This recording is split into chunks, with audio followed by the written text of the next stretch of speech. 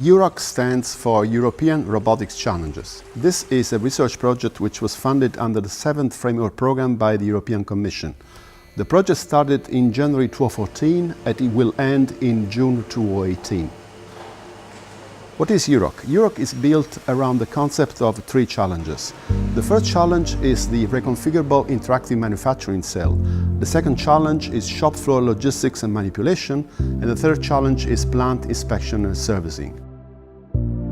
I think that the experiments that were funded by EuRoC were a sort of precursor, because most of the solutions, being use case driven, were customizable solutions in which the humans were able to develop a robotized solution in a sort according to the human-robot collaboration paradigm.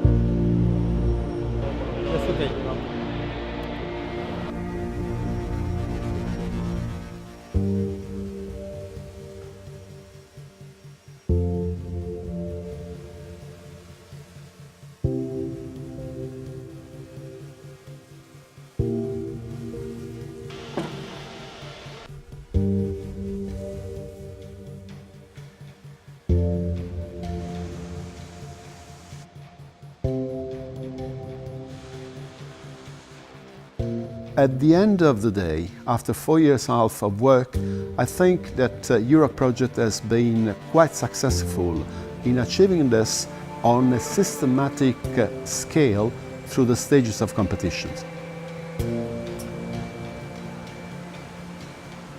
And so we try to get the best out of the challenge concept to really boost and enhance the competitiveness and try to get the best results of technology transfer on a kind of pervasive scale involving all the actors in the value chain of European robotics.